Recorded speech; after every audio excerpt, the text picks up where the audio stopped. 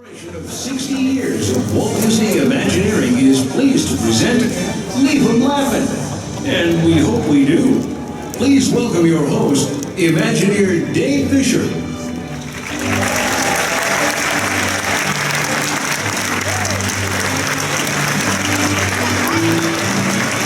Don't you people know it's 4:30 on the last day? Oh my goodness. This is incredible. I love it. You must think we're going to make you laugh. Well, we've got quite a cast of characters here who we hope will do just that. Thank you for coming to Leave 'em Laughing, and thank you for sticking with us all day today for this 60th celebration of Walt Disney Imagineering. Anybody been down to the Journey into Imagineering Pavilion down there? Now, the funny thing was this year is it was a bit of a challenge for us because we're in a tweener year with our projects. We opened a lot of stuff last year, as you know. Anybody been to Cars Land? New Fantasyland, Magic Kingdom? And we're just now ramping up on some new projects, and it's just too early to talk about them. So we thought, what better way for Parks and Resorts to show itself this year than give you 60 years of Imagineering. So we hope you enjoy the pavilion.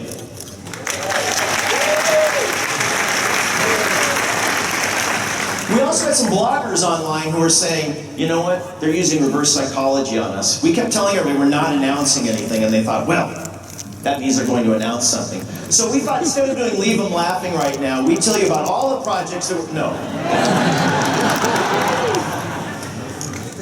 But the show, I'm by the way, in story development at Walt Disney Imagineering. I'm a show writer. And I work with a bunch of talented people, more than 1,500 of them. We're going to have 4 of them come out in just a moment, and hopefully leave you laughing. But it's quite an honor to be an Imagineer, to be able to entertain you people. And one of the great things about the Journey into Imagineering Journey into Imagineering Pavilion is that hopefully you had a great chance to meet us and learn what we do. But one of the great things we get to do is actually meet you as well. So thank you. We applaud you for the honor of being able to meet you this weekend. So let's get started. I'm going to get comfortable here, and I'm going to bring on these guys. So first of all, the guy's going to be sitting next to me, and we'll get into more of this later. But I'd like to welcome another story development guy, Kevin Rafferty.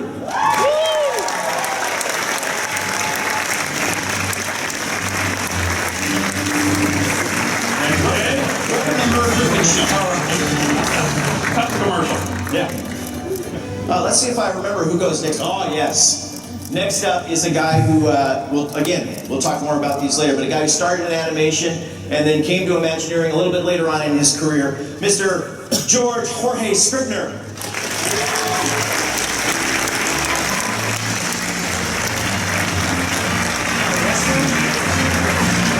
I feel like a wrestler. Please, fine. Go front. Hey, George. What ahead? Not George, what ahead? Yeah. He'll tell you why in a few moments. Our 4th panelist, you probably know him very well. He again started as an animator. If you've ever seen that CalArts photo that has Brad Bird in it and John Lasseter, there's a frizzy-haired guy in it. He's in it too. Joe Lanzisero.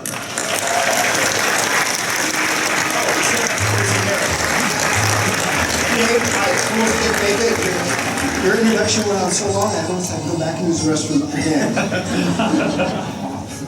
Oh good, people are laughing already. Yeah, you're funny. And finally, we thought we'd bring a little Florida to California because we have a little operation down there as well. And he's a visiting writer, and he's been working on a number of projects for us, and he's going to tell you about some things that he's been doing down in Florida. Welcome, Jason Surrell.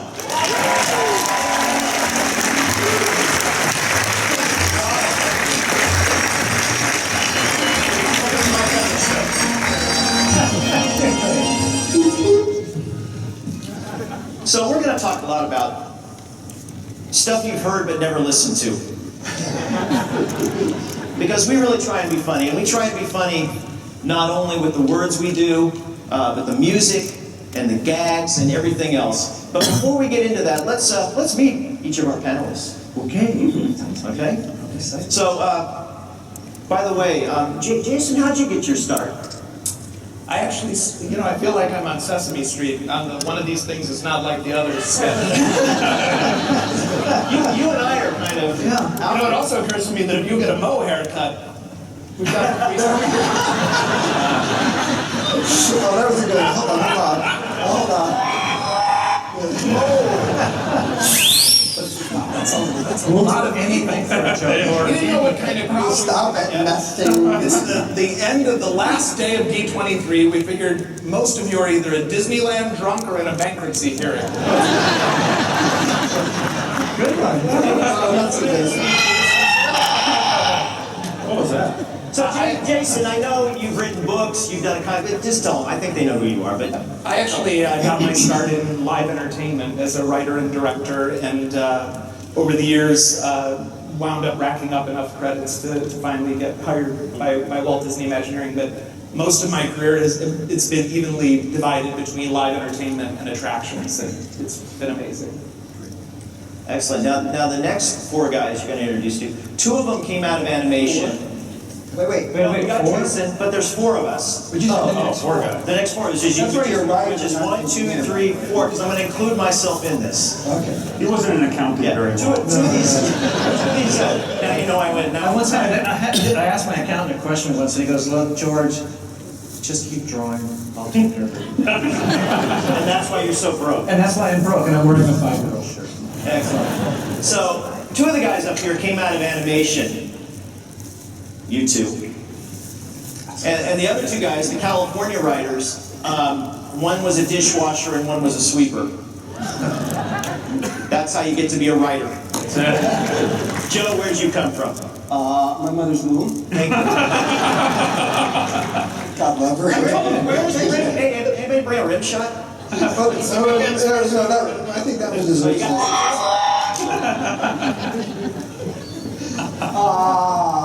You know, I was one of those crazy kids that just grew up wanting to draw Disney characters and be a cartoonist. I mean, as long as I can remember, that's all I wanted to do. Where'd you grow up? In Burbank, California, in the shadows of the Disney studio. Wow. Yes, there it was. And as you said, I was fortunate enough to get an opportunity to go to Cal Arts and meet some pretty talented people. Like you said, Lasseter and Brad Bird and John Musker and Jerry Reese, so I kind of feel like an underachiever.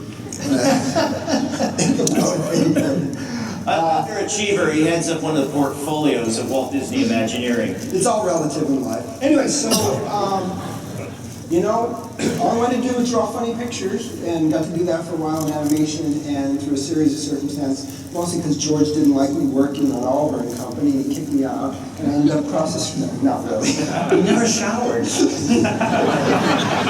Actually, I did George, you know, my swan song in animation was One Scene for You in Oliver and Company. Which one was it, Jim? The one you Hot cut. dog vendor with the gum on his foot. You're right, I did cut it. That's right. I'll never forgive you for that. And then I moved over to Imagineering. The rest of this history, as they say. Okay. This is history. Excellent. And you don't do anything for Imagineering. You don't draw anymore, right? No, that's He draws great. He's now what we call a creative executive creative. Now I'm in charge of cruise ships and Hong Kong. Yeah. Great. Love that Disney cruise line. Wow, it's great. Somebody Hong Kong Disneyland? Hong Kong Disneyland too. Yeah. Yeah. So we'll talk a little bit more about that. All right. You bet. You bet. Yeah. George. I did love that scene, sorry. I was born and raised in Panama, in the Republic of Panama. So he'll be breaking out in Spanish a couple of times. Ahora mismo, si hablan español, qué bueno. There you go. I had gone to school in the States, went back to Panama, was directing commercials, McDonald's in Spanish. Dos tortaderas de cebolla, lechuga. Three people just left me. I'm so sorry. I'm actually Panamanian and American, so I read an article that Disney was looking for animators. I sent them a portfolio, and they sent me a nice letter back saying, no, thank you very much. We'll call security if you show up. I decided I would keep trying and moved to Los Angeles. I finally got into animation. I just kept submitting portfolios and making a real nuisance of myself. And I directed theater and was given the opportunity to direct Oliver and Company. Actually directed one. Now, Thank you very much. which by the way, will be out on Blu-ray real soon. That's why George is here. to promote his Blu-ray. And he's also, and you came over to Imagineering after that, and he has been pitching us on an Oliver and Company attraction ever since. These parks, they're missing the Oliver and Company subway ride. Every meeting I'm in, thank you very much. Get those names, I love those people. You kept Joe Cena. He does in one appearance, Yeah, by the way. So I directed Oliver and Company, Prince and the Pauper, then became a story person on Lion King, Dinosaur, Fantasia Continued. Worked with Roy Disney, worked with some really extraordinary people. I always felt I made my own work better as an animator and as a director. And then you went where all great animators like Mark Davis, Exponencio, you went where they all went. I moved to Imagineering about 10 years ago and directed animated projects. I thought you were going to say you went to the Tama Center. I had to do that first, and then I went to Imagineering. I felt great once I got to Imagineering. And I directed animated projects, and that's where I am now. I directed Mickey's PhilharMagic, which is in Florida. I love you, man. I love you. Drawn Animation, which is here at California Adventure. I'm really, really very proud of the boat ride at Epcot, the Mexico boat ride. Los Tres Caballeros. That was a joy to work on. I'm sorry, I'm thinking that was a joy to work on. It was animated by Eric Goldberg. So George. Okay, anyway, so I'm very happy to be in Imagineering, and this is what I do all day. I draw. So every once in a while, we're going to go to his pad and see what he's doodling on. My swing and bachelor pad. So after this, everybody to George's pad. Okay, let's go. All right. That's the first of many puns. Get used to them. Because we have the king of Disney puns here, Kevin Rafferty.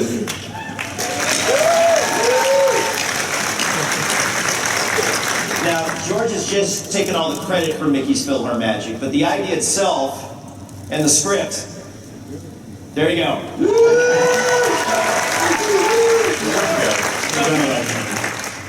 Start at Plaza Inn. Start at Plaza Inn. I Wow. want to interject one more thing. Kevin Rafferty, Dave Fisher, 35 years with the Disney Company this year. This week does. So at Plaza Inn, I was a dishwasher. From there, I went to Club 33, and from there, I went to Imagineering. Met my brother. Met your brother. Worked with his brother Don. Went to Imagineering in 1978. I actually took a cut in the head going up there because I got a very few positions. That's non-union. Yeah, and since then I've worked on a lot of projects all over the world. I've worked, PhilharMagic with George and Test Track and Toy Story Midway Toy Story Midway Mania and all of that. Racers. I don't know, all kinds of stuff. Vision 3D and Finding Nemo Sub Voyage and I don't know, a lot. Yeah. 35 years worth of fun.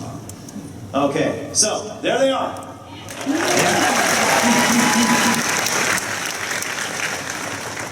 I'm getting a text. Run! Oh my God, look how much time we still have. No, let's get started. Okay, so we want to start out by actually, humor wasn't always a part of the Disney parks way back when. Walt was very serious about it. Remember, the Jungle Cruise was not the funny place that it is today.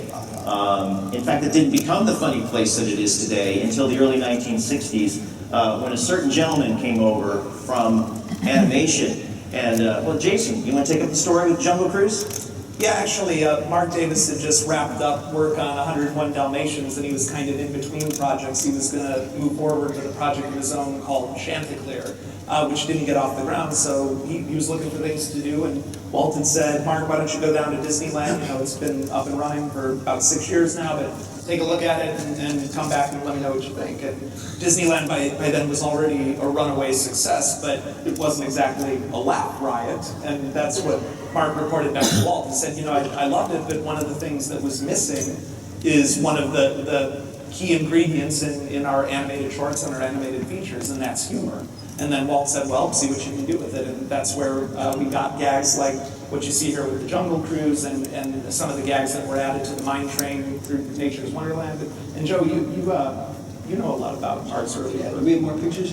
So, and I think both George and I both have this in common and why we admire Mark, and everybody admires Mark. It was his ability, and I think all the attractions that his hand touched speak to this, to imbue an animatronic figure, or with very limited animation. In fact, Mark always talked about the animation was just the icing on the cake. It was all about understanding how to stage a character and the quick read, because in animation, where Mark came from, and our training, it's all about 1/24th of a second. You got to figure out how to, what's the best pose that's going to communicate whatever the emotion is or that story point is, and in these rides, especially more the older rides where we have a conveyance system that just continues without stopping or starting. Nowadays we have a lot more sophisticated ride systems that allow us to do that. But there, in fact, they always talked about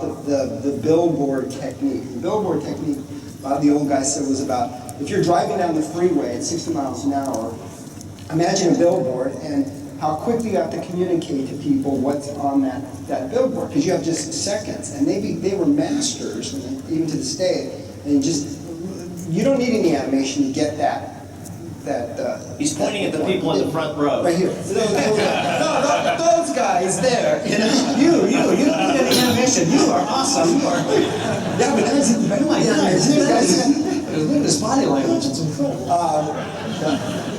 No, so I think with Mark and some of the other filmmakers, animators who came from that medium, learned was the ability to communicate things quickly. And in Mark's case, how to really find that funny moment. And I came out of years and years of having done shorts and animated projects where that was, you were putting up storyboards. Is this monitor on you?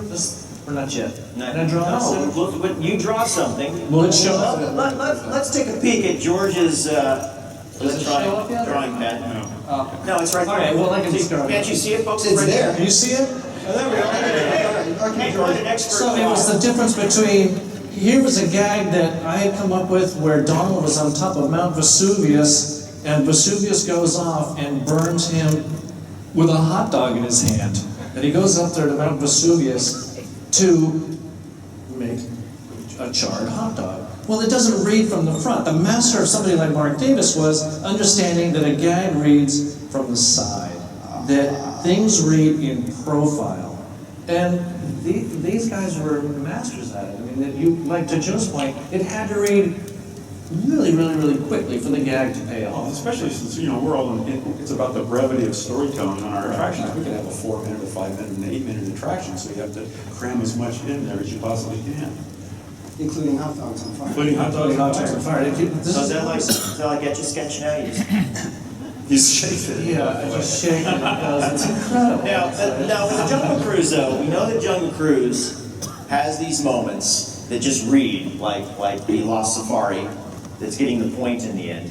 But that brings up the other part of the Jungle Cruise, and that is, where did that script come from? When did it get funny? And any of you guys know? My question now is, There's been some debate. Because every time I ride the Jungle Cruise, I don't know what they're saying half the time, because they're honoring our tradition of ad-libbing over there. I started, my first job at Disney was at the Jungle Cruise. I was 19 years old, and I got more... He was 19! You look so good. One day he had hair. I wanted to point out one last thing about Mark Davis, though. You also see the tam o' shanter tradition in his work. Pirates of the Caribbean, they're drinking. Haunted Mansion, they're up in the chandelier. They're drinking. Country Bear Jamboree, they're drinking or singing about drinking. All in salute to the Tam o' Shanter 3 Martini Line, which I wouldn't know anything about, by the way. So back to the Wait, script. by the way, you guys don't know that Tam o' Shanter was a restaurant in Glendale, not too far. This audience knows the Tam o' They know the Tam o' Shanter. We're all going there afterwards. That's it. We'll buy you each a martini if you join. So the script, Dave. The script. You want to go back to the script? Yeah, go ahead. You know the Well, script. I was saying, yeah, I know. We're not sure when it turned humorous. We do know that there was a story. We got an email this week, didn't we? You want to talk about the email? We got this Email. Apparently, the story was that Walt visited the Jungle Cruise in the late 50s, right? This was like 1956 or 57 where he does, right? And one of the Jungle Cruise skippers suggested to Walt that he punch up the humor on the attraction, right? And Yeah. so we did a little research on that, And what did you find out from the archives? That wasn't true. Yeah, it wasn't true. Okay. Yeah. So we figure, we think that the humor came in at about the same time that Mark did all of his gags, and that's when it turned into the laugh fest, the joke fest, the pun fest that it is today. We've also had to take the Jungle Cruise to other countries. And Kevin and I worked on Hong Kong Disneyland, which was just a blast working on the Jungle Cruise over there. It's okay. And we worked with a couple of writers, one in Mandarin and one in Cantonese, to work on the jokes, because obviously the jokes that we do may be a little bit different over there. You want to pick up the story here about the Mandarin in particular? Well, I just wanted to say that you can't, over in Hong Kong, you can't say it's okay to take the elephant's picture because it has his trunks on. It doesn't make any sense. Trunks, the pun doesn't work. Yeah, so we had to, work in a variety of languages, a variety of quick read-sight gags and things like that. And but the one gag we found that worked, that stayed in the script, and it seems to work in any language, is your opportunity to leave your mother-in-law behind. humor in any language. To go to Russian, French, Mandarin. We love those mother-in-laws. Okay, so where are we? We're on Pirates of the Caribbean. Oh, and Pirates of the Caribbean is kind of a funny thing too, because it's this new attraction that's based on these movies that star Johnny Depp. Just ask any kid, right? Somebody who had the opportunity to actually create an attraction based on the Pirates of the Caribbean movies is sitting down here. It's down in Florida, Disney's Hollywood Studios. Anybody been on it? And he actually got a chance to work with the Johnny Depp. Jason? Yeah, that was easily one of the highlights of my career. The challenge there was, you're trying to replicate the Captain Jack Sparrow character, and unlike in the attraction where he's represented as an audio animatronics figure, this was going to be Johnny as Captain Jack as a filmed image. So we really had to work hard to come up with a script that would feel like it was from the world of the films. And one of the things that was interesting was that he actually, because we had one meeting where we all got really scared because they said, Johnny's lawyer called and he's rewriting the script, and we had no idea what that meant. I was ready to have myself committed because I didn't, I'm like, okay, my career's over, Johnny Depp hates what I'm doing, and that's going to be it. But when we got to the set, he had just little tiny little wordsmithing changes, and just little touches of Captain Jack here and there. And I just found him to be incredibly collaborative. And one of the highlights of my career was standing behind the set with Johnny Depp, and then as the voice of the Talking Skull, we had James Arnold Taylor, who's a great improv comic. Clone Wars fans, I see. And it just, the opportunity to sit back there improvising with him, coming up with material. But he kind of had his revenge, though, because we found out after the attraction opened, we have two entrances for Captain Jack that are variable depending on which show you see. And in one of them, he's chasing the redhead up the steps from below decks, and he kind of whispers something into her ear, and she belts him one, just like we're accustomed to seeing Captain Jack get slapped. Based on a Mark Davis drawing, probably. Exactly. No, you're right. What we found out later was he actually said something audible, and we're like, oh, okay, that's fine. He came up with his own improv. My original line was, I can see why they wants the redhead, and, which was a callback to the attraction. She smacks him. Good line. But he said his own line, and we found out later that it was actually slang for something that you would not want to have happen in a Disney park. So the slap was for real. So we all get called into a meeting and we find out what this means, and we're all like, that little scamp. That little owner of a Caribbean island of his own scamp. So we actually had to go in and turn down the volume so it's just like he's coming in muttering something, which works just as well because the suggestion is clearly he's saying something suggestive. So the slap still works, but he tried to have a little fun with us just like he did with the studio. But if you see it, I think it really turned out well. He did a great job bringing Captain Jack to life. The other thing I learned from it, and I'd love to hear your thoughts on this, at Disney, we pride ourselves on coming up with timeless humor and things that keep you in the story, that are true to the character. My favorite line in that show is when, at the end of it, the guests have prevailed, everyone's is made a pirate, a member of the Black Pearl. He goes, congratulations, mates, you're all pirates. come back in 8 minutes and we'll do it all over again, right? And it's funny because I was so happy with that, and then I'm like, but does that break the fourth wall? Does it take people out of the show? And the way I rationalized it with myself is this guy is so drunk out of his gourd 99% of the time, we don't know what he means, and it would work on both levels. So from Pirates, we went to the Haunted Mansion. I'll go back to Jason on this one, because this one had an interesting story, because this is two attractions in one. I'm sorry, I thought you were doing a count thing. I got excited.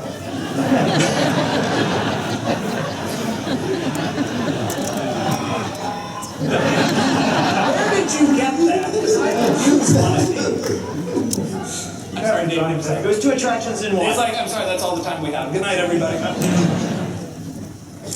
Yeah, the interesting thing about Haunted Mansion was, the one thing about Haunted Mansion is people always say Pirates of the Caribbean was the last attraction that Walt personally supervised. But if you look at the footage from Disneyland's 10th anniversary show, Walt was well aware of a lot of what was being developed for the mansion, and like everything else, he had a singular vision for it. But we lost Walt in the middle of development for the Haunted Mansion, and after that, two competing camps kind of arose in terms of the direction it should take. One camp, led by Mark Davis, felt that it should be a funnier experience. They said, okay, it's called the Haunted Mansion, our guests are going to be nervous enough as it is, especially with young kids, so we need to lighten it up and make it funny. The other camp, led by Claude Coates, felt the exact opposite. It's called the Haunted Mansion. People are going to expect to be scared. We need to make it scarier, more ominous. And there was a little bit of a creative tug of war between them throughout the development of the attraction. And I think what ultimately opened really reflects the spirit of both of them, I think. Great stuff. So, are you drawing anything, George? I'm waiting for my cue.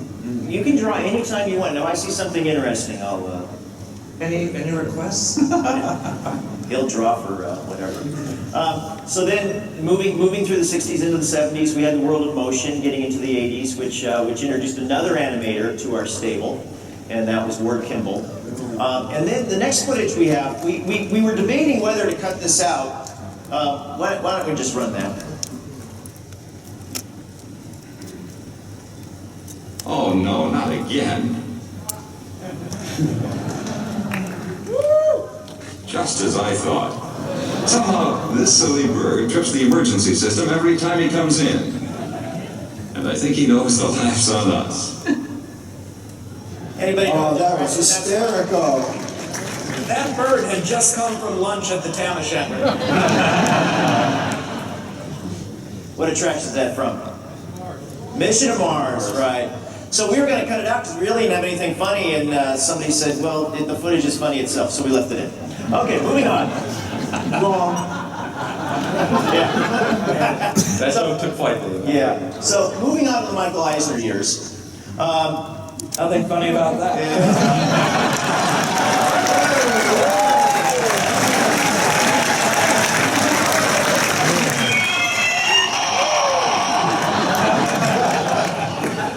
Please address your letters to Robert Iger, 5 years. One of the things that started to enter the Disney parks during the Michael Eisner era was celebrities like this one. Hey, look! I'm a cartoon! Oh. Hey, Walt! Just how far can you go with this? You can do anything that he can draw. Hey, animator, what do you say we have some fun, huh? All right, let's go. Oh, I can be anything. I can be Just a tiny person. or make my eyes really big. Or maybe have legs that are real long. I can even make you a bolt. Now hold on there. Can I do this? I'm happy. I'm joking. I'm joking. All right, everybody. I'm a corporate symbol. Hold it. Are you fellas finished? I always wanted to do that. Funny.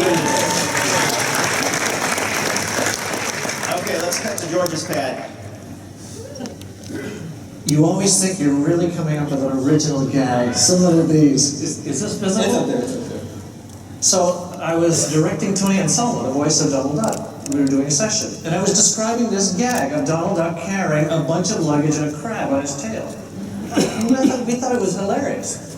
And Tony and Selma looks and goes, Oh yeah, that's from 1941. It was a short. Hey, thanks, Tony. So if you think you're really, really clever, it's all been Nothing new under the sun. It's all been done before. Yeah. Okay, so getting back to the celebrities of the Michael Eisner era, none of us actually did Back to Neverland, although a classmate of yours did. Jerry Reese. But, so we started working with all these TV actors. You remember Cranium Command? But we kind of had this habit, as we got to the 90s, of working with one particular TV show. Let's start with this clip. See if you know where this is from.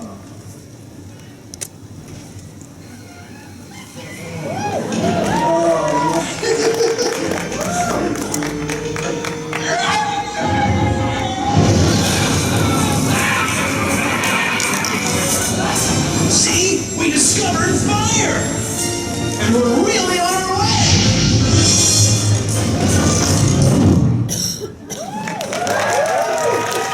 So that's Fallon's Energy Adventure, and that, of course, is Michael Richards, who played Kramer. So fast forward a few years, and we somehow lured Jerry Seinfeld into, what cruise ship, right? Yeah, I was working for the Imagineering Creative Entertainment at the time, and I wrote the script for the christening of Joe's fantasy. And by fantasy, I mean... What about the ship? I was over the land now. No, but we knew going in that the ship was going to be christened in New York, and it was important actually to Bob Iger to make the whole thing a celebration of New York, home of the grand age of the ocean liner. So we wanted to create an experience that had virtually all New York talent. We got Neil Patrick Harris to host the show, you know, beloved host of the Tonys. Neil's mother is and in one of the first meetings I said, wouldn't it be great if we could get Jerry Seinfeld to come out and do a set? And everyone thought there's no way, it's not going to happen, but I wrote him in, I wrote some sample material. Gave him a call. Pardon me? Gave him a call. Said, Yeah, I call him Jerry, baby. Who's this? What But it was interesting because I think it registered with him that this was going to be a major New York moment, so he agreed to do it. But the point is, I took a leap and actually wrote the first 30 seconds for him. And I thought, well, it would be hysterical. He's the highest paid comedian on the planet. He plays sellout arenas, you know, every night of the year. And we've got him playing a cruise ship. And I don't know if you know much about the stand-up comedy business, but if you're appearing on a cruise ship, it's not exactly an indication that things are going well. So I wrote a little bit for him, and it turned out that he liked it. And again, one of the highlights of my career, it's just a stupid little thing, but I wrote the intro for Neil to say to him, and he said, I can only pray that the world of syndication is a tenth as kind to me as it has been to our next guest, ladies and gentlemen, Jerry Seinfeld. Seinfeld theme comes up, Jerry comes up, and he comes out and he goes, I'm on a boat! I'm on a boat! Finally, I get a chance to see what the end of my career will be like! And then he looks around at Joe's gorgeous ship, and he goes, you know what, it isn't so bad. Okay, so we've covered Jerry, we've covered Kramer. One of my favorite stories. Kevin has just written so many things, and probably another one of our favorites is It's Tough to Be a Bug. And he has a particular story about one of the bugs that appeared in the show. So Kevin, take it away. So early on, Tom Fitzgerald and I decided to cast Jason Alexander as the acorn weevil. He's a little guy that flies in front of Chili, the Chilean tarantula. It would be great if we had the footage, wouldn't it? We know. Drop that, George. We don't have those connections. So there was a little misunderstanding. Jason came into our studio at Imagineering Studio A. I was going to direct him. And he got into the booth, and we were sitting there at the console, and he said, okay, I've been trying out a couple voices for this character. How about something like this? And I wanted George Costanza. We got him because we wanted George Costanza, but we couldn't tell him that. So he said, no, Jason, that's not quite it. And he says, well, how about something in the lower range like this? And we said, no, that's not quite it. How about something little Cockney kind of thing? No, that's not quite it. And he went through like 12 more voices, and finally he got mad. He says, Kev, what is it? Exactly what is it that you want? And I said, that! And he said, George Costanza. Hey, wait a minute, Dave.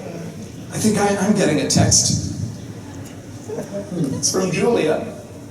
Oh, Wondering when you're going to call. Elaine, we haven't taken care of Elaine. Well, she's so busy. She's working. Uh-oh, did I anyway. So while we're on It's Tough to Be a Bug, sometimes the funniest things never appear on the screen. One of the things you don't see on It's Tough to Be a Bug was one of Kevin's favorite gags, right, Kevin? This is the story of, for those of you old enough to remember, there was a show on TV hosted by Jeff Lange, The Dating Game. And there was a segment in It's Tough to Be a Bug called The Mating Game. And instead of the fake flowers on the set, there were real flowers on the set. And I was, right in the middle of pitching this idea to Michael Eisner. There was a couple of funny things to Michael Eisner, and I got to the point with the mating game sequence, and Bachelorette number 1 likes to hang around in old wood piles, the black widow spider. Bachelorette number 2, and it was a praying mantis. There's always horrible bugs that do horrible things to you. And Flick said, our bachelor lives in Ant Island, and so there's a big introduction, and Flick the ant. And so Flick has his first question, and he says, so, Bachelorette number 1, we've had our first romantic interlude, what next? And she says, I bite your head off and suck your guts out. And Michael said, no, wait, no. No, we can't do that. And I said, why not, Michael? And he said, because an ant would not date a spider.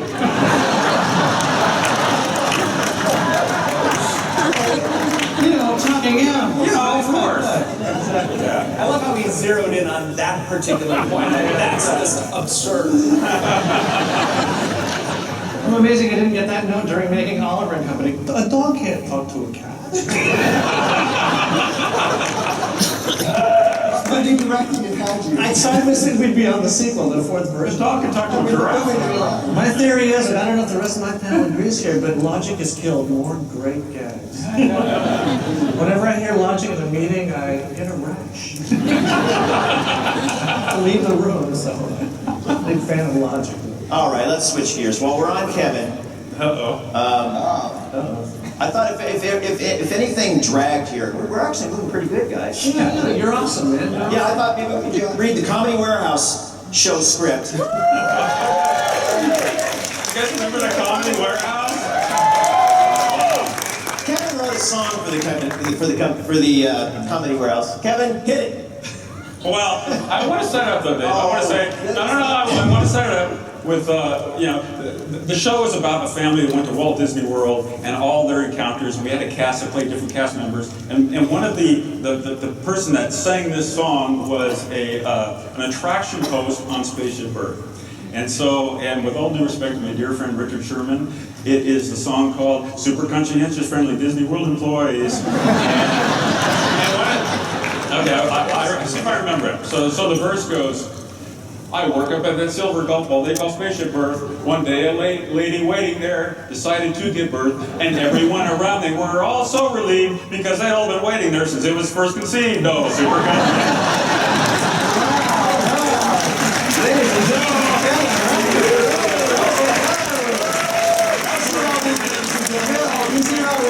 one more fun moment about that show is we also had our live cast perform audio animatronic characters. And so Pirates of the Caribbean, we had pirates and we had Voco by, and they were singing yo ho, yo ho. Okay, they're gone. How about this one? Hey there, Georgie girl.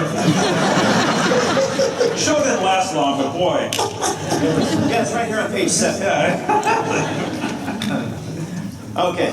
Another way that we can be very cute and clever is through nomenclature.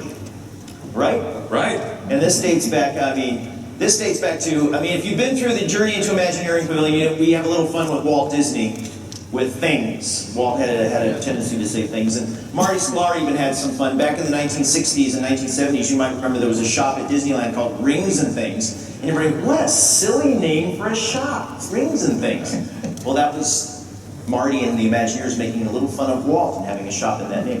But fast forward to Typhoon Lagoon and Blizzard Beach, where throw out some names from Blizzard Beach. So Blizzard Beach, I mean, you know, the idea of a freak snowstorm in Florida and ski resort and all that. So we had, you know, Summit Plummet, and we had Slush Gusher, and then one of my favorites was, you know, they handed us a menu of things they wanted us to design. So we needed a snack shack. So because we had that story hook to hang our hat, our design hat on, that little snack shack became Abalunch.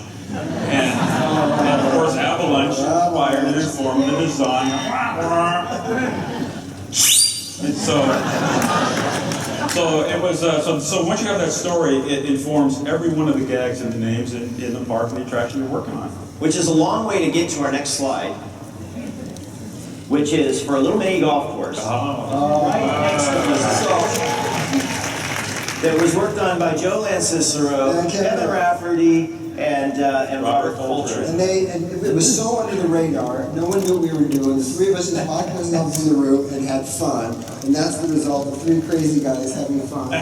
Well, and Kevin, tell the story. First, just getting the idea pitched and getting Marty to buy it.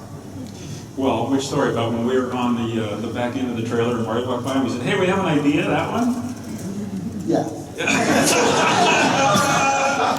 Guys, we spent at least 10 minutes rehearsing. No, wait a minute. This has everything to do with nomenclature. Okay. So we grabbed it, Marty came by, we said, we have this great idea for them. We told him the idea for the thing. We said, we're going to call it Christmas Cove. And Marty said, no. And he just kept going. So then we pitched him the exact same idea, and we said, we're going to call it Winter-Summerland. He says, that's great. Sometimes the name, you know, sometimes the name.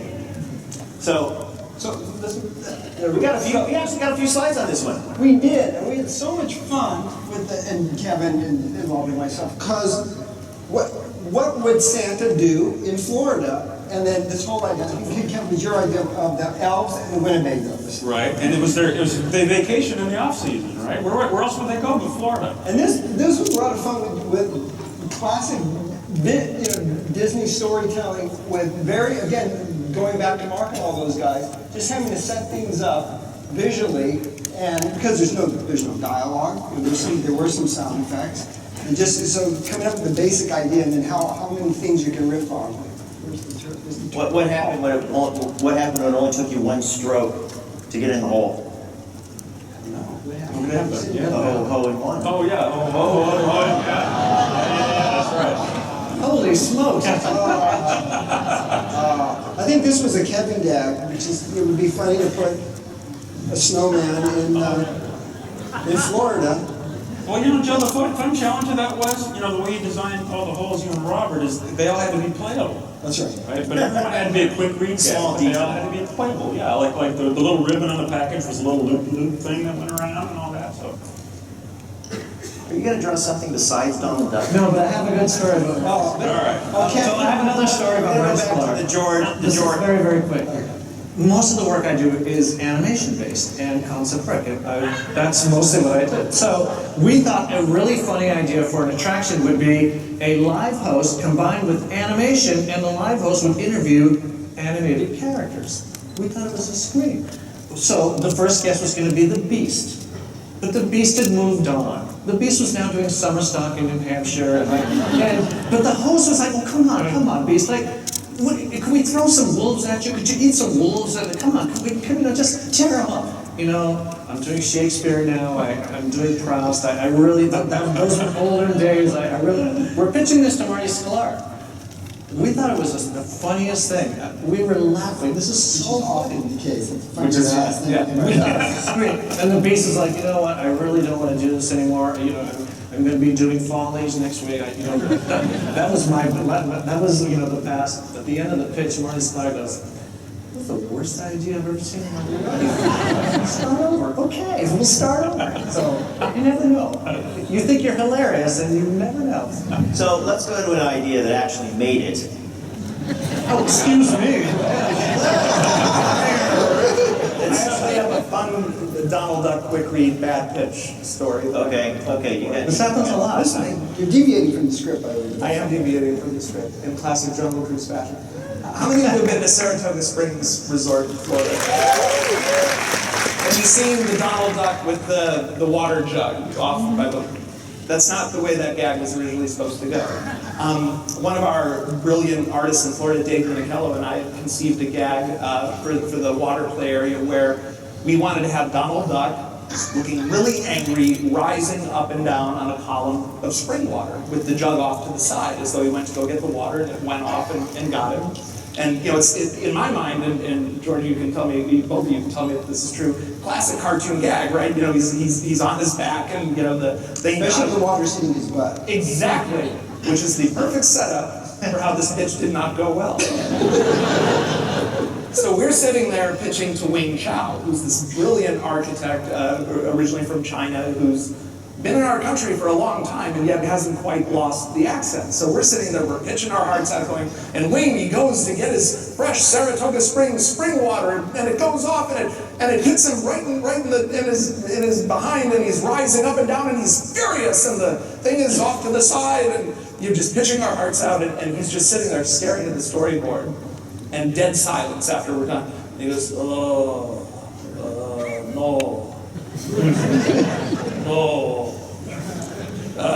No pole up a character butt.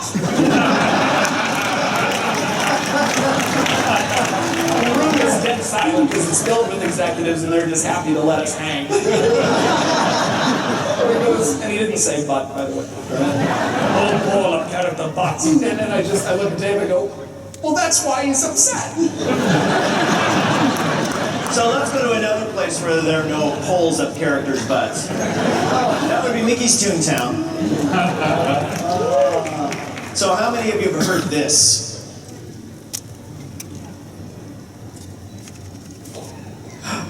Still not gonna hear it.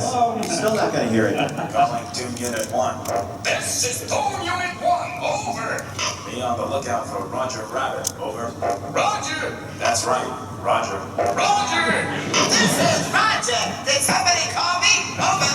Nobody called you, over. I know nobody called me over, but somebody called me Roger. Roger! See? I told you so.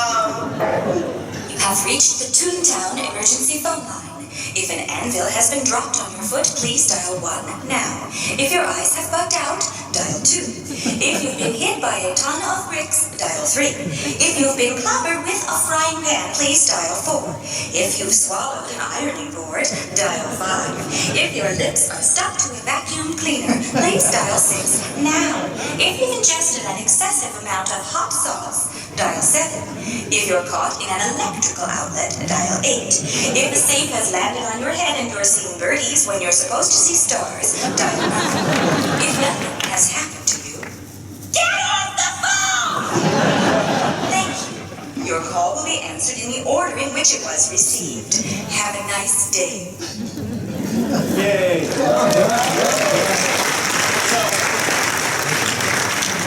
Joe is the creative director on Mickey's Toontown. I think that George, you worked on it, I worked on it, Kevin worked on it. Something we all worked on. Yeah. Wasn't that great? So we had the police phone, we had all kinds of visual gags. There were some Roger Rabbit gags. Oh, but that was good. There we go, from Cartoon Spin. What about the China shop? Does it get any funnier than that? Pie in the face. Any funnier than that? Come on. Like you said earlier, a lot of this stuff is funnier to us. I remember sitting in the room when we came up with the idea, we'll put a bull in the China shop. And we laughed hysterically. That's too logical, maybe. And then on the other side of Toontown is where the characters live. Mickey Mouse, Minnie Mouse. And Kevin, you worked on a little radio show. Yeah, it was called the Toontown Radio Show. It was put a happy smile on your radio dial at WACKY Radio Toontown. We actually have a clip. Oh, you have a clip? All right. Oh, is this my favorite? Toontown Sports Report was brought to you by the Toontown Insurance Company. They cover any permanent injuries caused by hotfoots, explosions, falling off cliffs, TNT disguised as cigars, being run over by steamrollers, and smashing into brick walls disguised as tunnels. And I almost forgot, they also cover falling animals, saves them. Yams. WACKY, Wacky Radio, Toontown. Having a last-minute dinner party. stretched to the limit? Well, unless your culinary skills are on a par with Flora, Fauna, or Merriweather, you'd best ring up the 3 nephews from Duckburg Catering Company. 3 nephews from Duckburg will help you in your Duckburg if you don't have the time to fix a meal.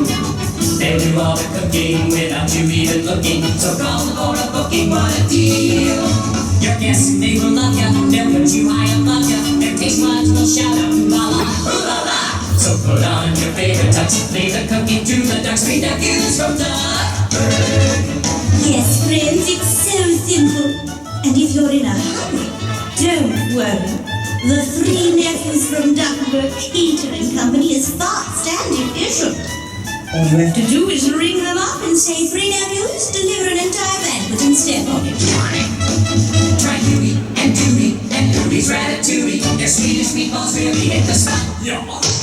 If it's catering you want, make your home a restaurant. 3 nephews from Duckburg.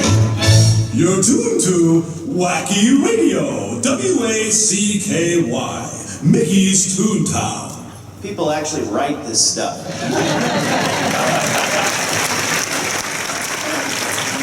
Do you listen to it? Yeah, we put this stuff. Can you imagine getting paid to do this stuff? What? We get paid? Okay, so the voice menuing was mine. Yours was the radio show. You did the whole thing. Now we go to Mickey's Movie Barn. That's right. And here it is. Yeah, Mickey's Movie Barn. Do you have a clip? I have a clip. Let's play it. Wow. This was great fun. This was a gag that all had to read in silhouettes. No.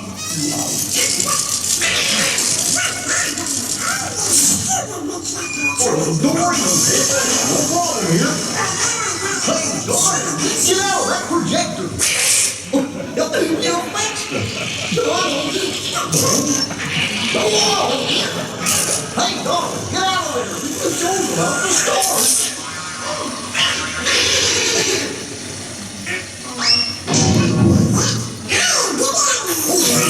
What goes along? We got a show to do.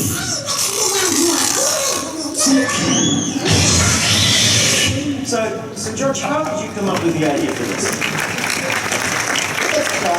It is really good. That was great fun to work with. And that's a great example of the gag needed to read without any expression. It had to be in the body. There's a great Charlie Chaplin quote where he, I think, made the comment that you should be able to understand the attitude of a character without any dialogue. And so when we animate, that's the last thing we add is dialogue. So that's a perfect example of everything had to read in the silhouette of the character.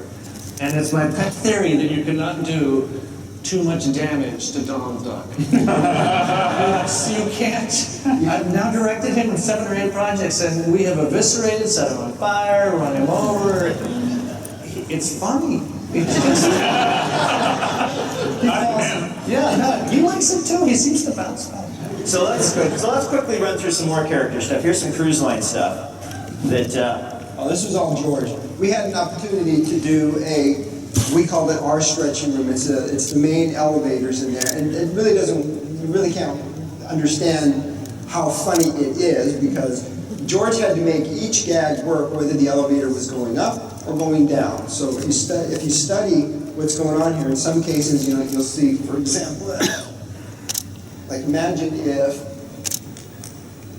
It was like every gag was a reveal. Yeah, so if you're coming down, setting up at a time, so you see the crows, and there's peanuts there, and then the elevator goes down, and how cute, it's Dumbo. Or the other way, when the elevator's going up, you go, oh, there's Dumbo, how cute, those peanuts, it's the crows. This is the funny version of the Haunted Mansion element. Just a little funnier, hopefully. which leads to the rejects for the Stern characters. Yes. So, that kind of a signature element on these cruise ships are the Stern characters, which we started on the original ships on the Magic and the Wonder with, actually it was John Hench who did the first one with Goofy on the back of the Magic. And then we did Donald, of course, getting messed up as he often does on the Wonder. So when it came time to do the new ships, I wanted a classic Disney character in there because these ships have to last for a long time, and So held a little gag session, and most of these gags that you're seeing here are George's. And actually, John Lasseter was there, and he goes, you know, it should be more of a cartoon gag. I said, what do you mean by that? He goes, you know, something action, but so many of these would be very hard to realize physically. Sorry, I'm stealing his thunder, but I just love setting this guy on fire. Sorry. So what did we end up with? Keep going. So the stern? I don't think any of those. There we go. So that's what we ended up, and actually it ended up having to be a little sweeter. The earlier ones that you saw were a bit silly, but and mostly because we took our name from the dream. And I believe if more than one or two people come up with the same idea simultaneously or within a couple of days of each other, I think it's the right idea. It was funny out of these gag sessions. I think you came up with a variation on this. This is actually Chris Runco, one of our great designers at Imagineering, came up with it. But like 3 or 4 people came up with the same idea of making the brooms.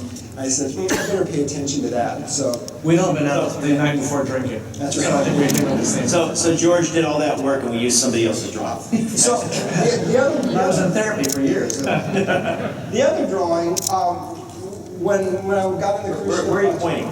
To that one there. Again, poor Donald getting abused, but often we come up with a story for these attractions or something, and then we build the thing. Well, it just so happened that I inherited this slide that they were going to do on the upper deck, and it was a very cool slide, but it's like, you know, anybody can do that slide. Not anybody, because we did some really cool, innovative things. It's kind of a roller coaster thing, and no one had a clear acrylic slide on the top of the ship.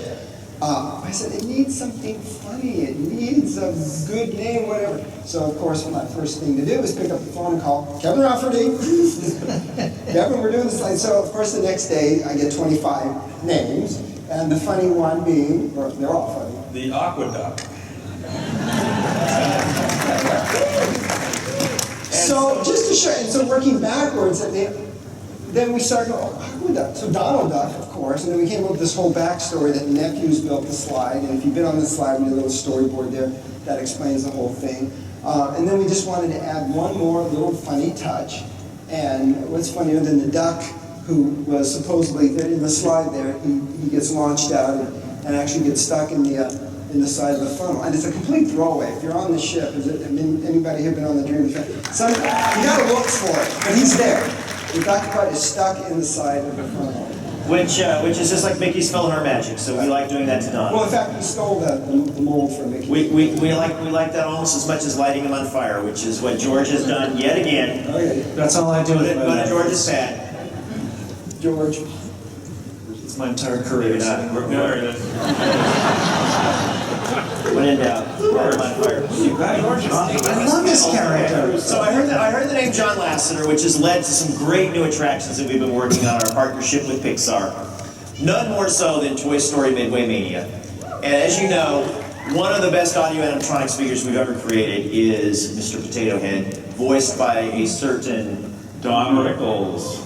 Take it away. We've got some audio here, but set it up, Kevin. Well, we spent 33 hours in the studio with Don Rickles, not all at the same time, at different times, but man, he was really a kick, and he came right to Imagineering. In fact, I'll never forget, he pulled out in front of Imagineering, and it was my job to go out and meet him and get in the limousine to drive around. So I walked out the front door, and the window went down the balloon. As his face, he said, "Get in." We've been great friends ever since, but out of 33 hours, what do you have some? We got some outtakes. There we go. Okay. How about you, sir? Yes, you, in the Hawaiian shirt. What are you, a fire eater? How about you? That's Rickles. That's all Rickles.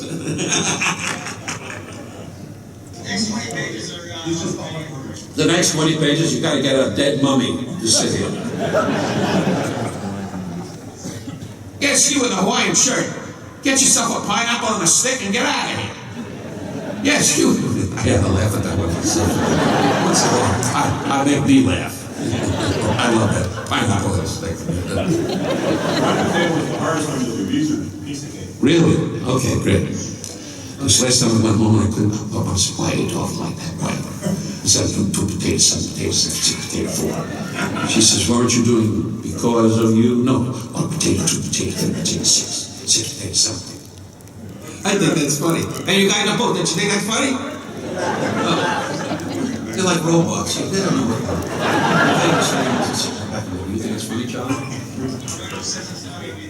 Yeah. Especially you, sir. What'd you do? Mug a box of crayons?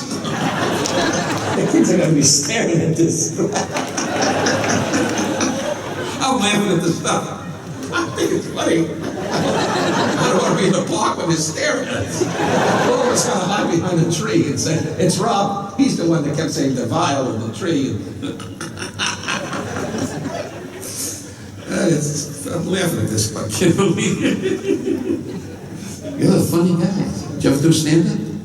Well, you got a good delivery, he does. I like you better than Kevin, I really do. So there's Don Rickles.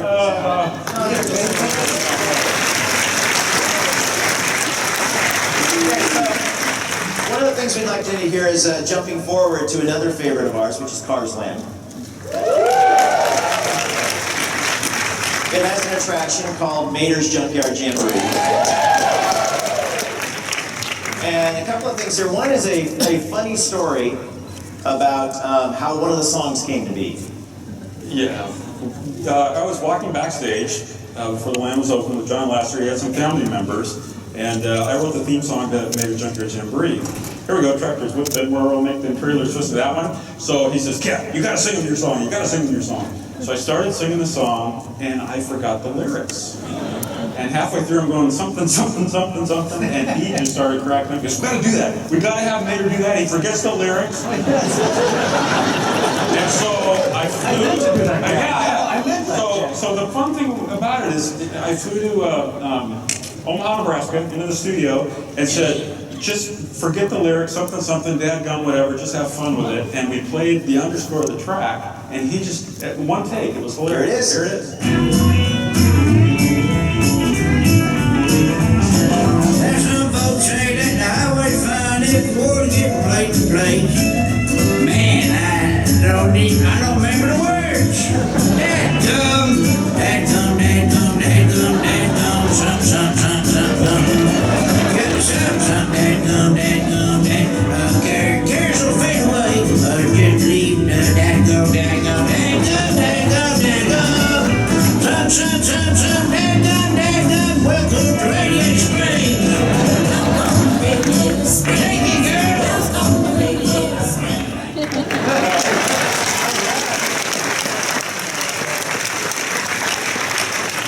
As I recall, Kevin, there was also a version in which he really did mess up the words, and we can't play that one. That's not good, no. Yeah, not for this audience. And then finally, well, we can meet them all in Tampa Shelter.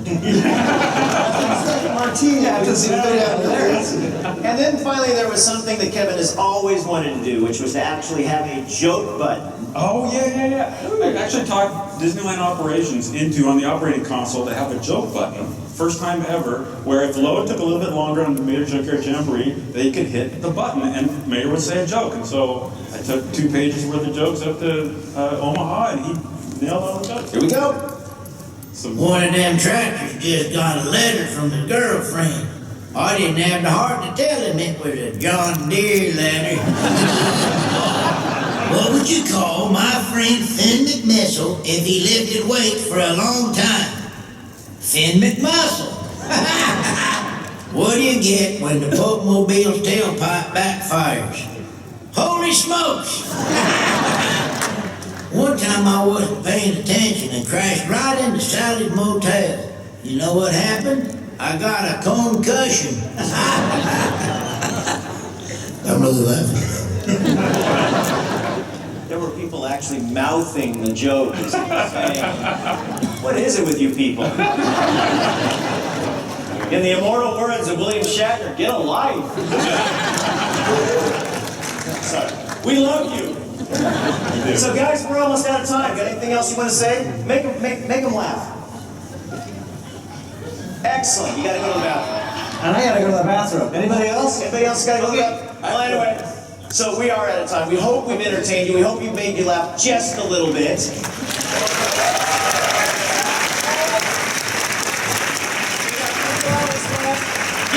Journey into Imagineering. We'll see you down there. Thank you very much. Thank you.